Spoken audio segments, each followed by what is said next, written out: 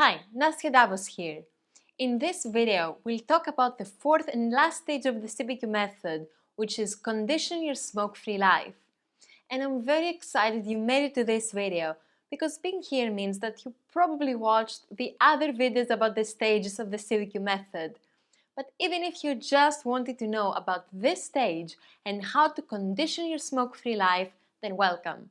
In this video, you'll learn about the fourth stage, what it is, and two things you need to do at this stage so you can remain a happy non-smoker. But before we get to it, let me ask you, have you ever quit smoking in the past?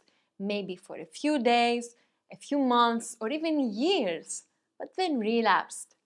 Maybe you faced a life crisis, or you found yourself in a very stressful situation, or maybe you were just having a drink with a friend. Whatever it was for you, your guards were down, so the old conditioning kicked in and you thought one cigarette won't matter, so you smoked. And before you knew it, you were back to smoking. If that has happened to you, it's because you quit, but you didn't condition your efforts. Because it's not enough to quit smoking, you need to condition your efforts, you need to remain smoke-free. Because conditioning something you do is as important as doing it. For instance, it's not enough to learn a new language. If you don't practice it, you will forget it. Or it's not enough to read a recipe. If you don't do it enough times, you will forget it. And it's not enough to go on a diet and lose weight. You have to keep the weight off. Well, same with quitting smoking.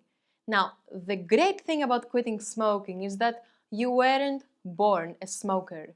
You were born to be smoke-free. That's your natural state. So if you condition this smoke-free state, it will stay with you forever. And there are two things that happen at this stage so you can remain a non-smoker. The first comes from habit reversal therapy, where you stop an unwanted behavior by replacing it with a new helpful behavior. So to remain a non-smoker, replace smoking with a new habit, a new behavior, a new pattern.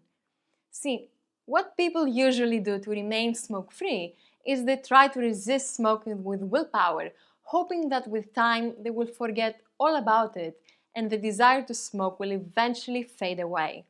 But that's not how it happens, because you can't just suppress or forget something you've been doing at least 20 times per day for decades. You can only replace it. So the only permanent way to break free from smoking is to find a healthy habit to replace smoking with. And I'm not talking about another crutch or another addiction. No, I'm talking about a beneficial, healthy behavior. This can be anything that makes you feel happy and relaxed. So, replace smoking with a new behavior.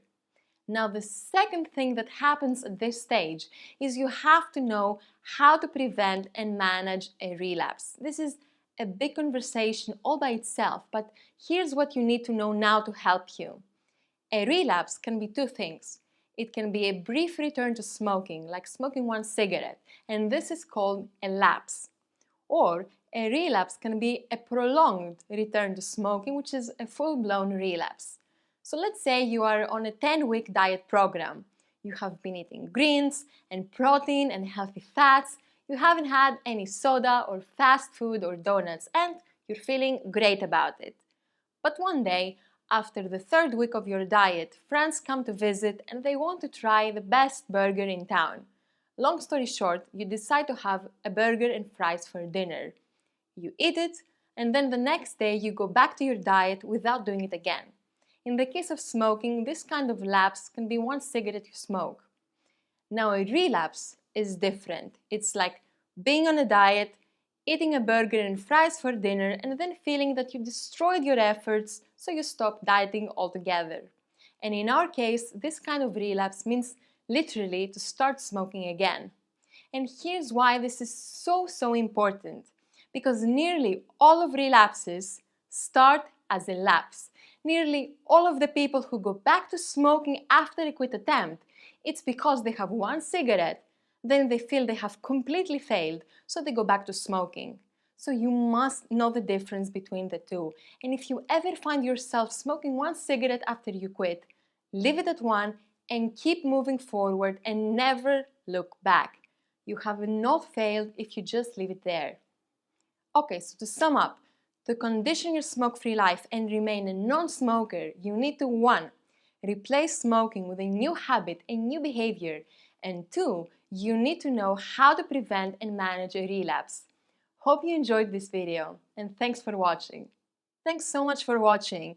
If you want to learn about the other quit smoking stages of the CBQ method, check the links in the description. And if you want to get started with the CBQ method and learn exactly how to get started with each stage, make sure you get the CBQ Getting Started video. See you soon!